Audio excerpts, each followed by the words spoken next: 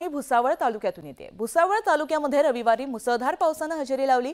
या पावसामुळे वेल्हाळा या गावाजवळील नदी भरून वाहू लागली। या नदीचं पाणी वेल्हाळा तलावामध्ये जात असल्याने तलावाची पाणी पातळी देखील वाढणार आहे। या पावसामुळे शेतकऱ्यांमध्ये आनंदाचं वातावरण निर्माण झालंय।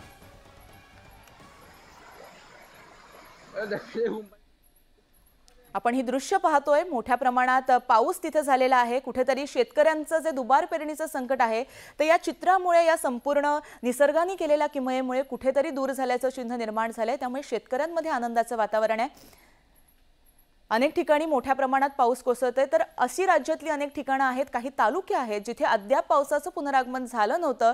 मात्र आता ते पुनरागमन झालेलं आहे आणि मोठ्या प्रमाणात पाऊस बरसायला लागलेला आहे आणि त्यामुळे शेतकऱ्यांवरचं जे काही संकट होतं ते संकट दूर झाल्याची चिन्ह निर्माण झाली आहे। धाराशिवमध्ये जाऊया। धाराशिवच्या उमरगा जिल्ह्यामध्ये ढगफुटी सदृश्य पाऊस झालाय। मुसळधार झालेल्या पावसामुळे नदी नाल्यांना पूर आला असून शेतीचं मोठं नुकसान झालंय। पेरणीसाठीचे ठेवलेली बियाणं, खत ही मोठ्या प्रमाणात भिजली आहेत आणि त्याच्यामुळे शेतकऱ्यांचं मोठ्या प्रमाणात नुकसान झालंय। आपण हे दृश्य पाहतोय।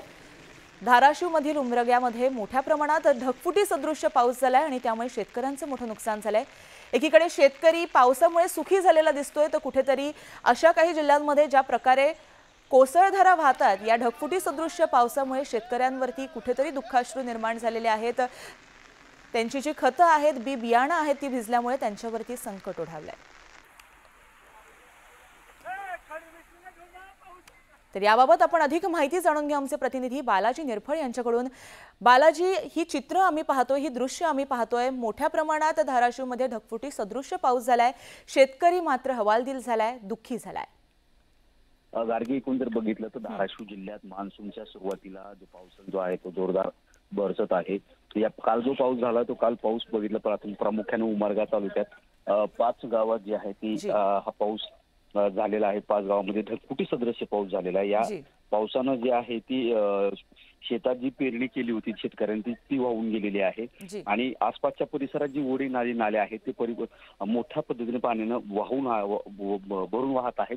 त्यामुळे आणि एकूण जर बघितलं तर हे या पाण्यानं पावसाच्या जे आहे ते शेतकऱ्यांचं मोठ्या प्रमाणात नुकसान झालेलं जे आहे ते शेतकऱ्यांनी व्यथा आपल्याला सांगितलेल्या आहेत। गार्गी, एकूण जर जिल्ह्याचं बघितलं तर 8 तालुक्यात हा कमी अधिक प्रमाणात पाऊस पडत आहे। मात्र या पावसानं जे आहे ते धाराशिव जिल्ह्यातील पाणी साठा मात्र केवळ 4% वाढलेला आहे।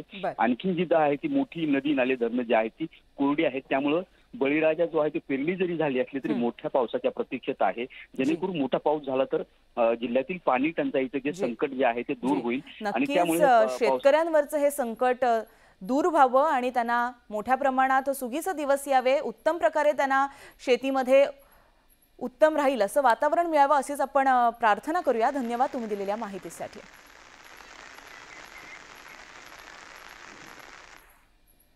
पुढे कोकणात जातोय।